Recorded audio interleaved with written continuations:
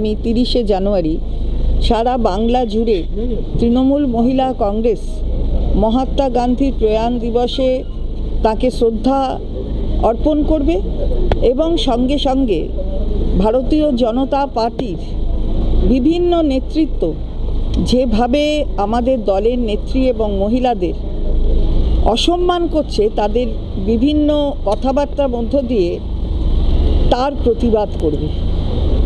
আমরা দেখেছি এর আগে যে ভারতীয় জনতা পার্টির সভাপতি থেকে শুরু করে আইটি সেলের ইনচার্জ তারা থেকে শুরু করে বিরোধী দলনেতা সহ যত তাদের নেতৃত্ব আছে, মহিলাদের প্রতি তাদের অসম্মান সূচক কথাবার্তা, বিশেষ করে আমাদের নেত্রী মাননীয়া মমতা বন্দ্যোপাধ্যায়ের প্রতি।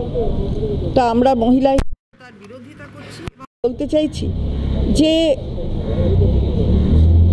মহিলাদের সম্মান করার একটা ভুয়ো চেষ্টা করা হচ্ছে সংরক্ষণ বিল আনার মধ্য দিয়ে, তারপর অন্যান্য কর্মকাণ্ড বলে প্রচার করার মধ্য দিয়ে। আমরা সেগুলো বলতে চাই যে আসলে বোকা বানিয়ে ভোট আদায় করা সেটা মহিলারা বুঝতে পারছে।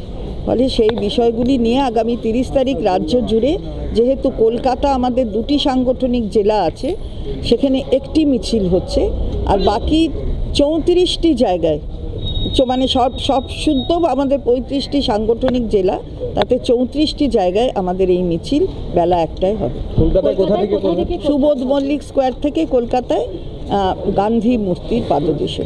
এবং সেই মিছিলের পরবর্তী থেকে লাগাতার এই যে মহিলাদেরকে তারা বিজেপি যে অপমান করছে এবং বিশেষত মুখ্যমন্ত্রী, একজন মহিলা মুখ্যমন্ত্রী, সেটা নিয়ে কি আপনারা লাগাতার কি? না, আমরা লাগাতার করছি, কিন্তু সেটা আপনাদের কাছে জানি না যা কতটা জানেন। আমি বলছি 45 দিনের কর্মসূচি আমাদের চলছে।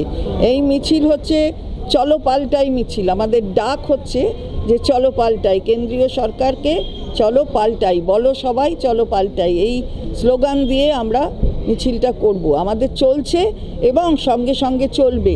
ভারতবর্ষের স্বাধীনতার পরে ভোটার অর্ধেক, যেটা বারবার আমরা বলে এসেছি যে অর্ধেক জনসংখ্যা মহিলা, অর্ধেক ভোটার মহিলা হবার তো কথা সর্বত্র।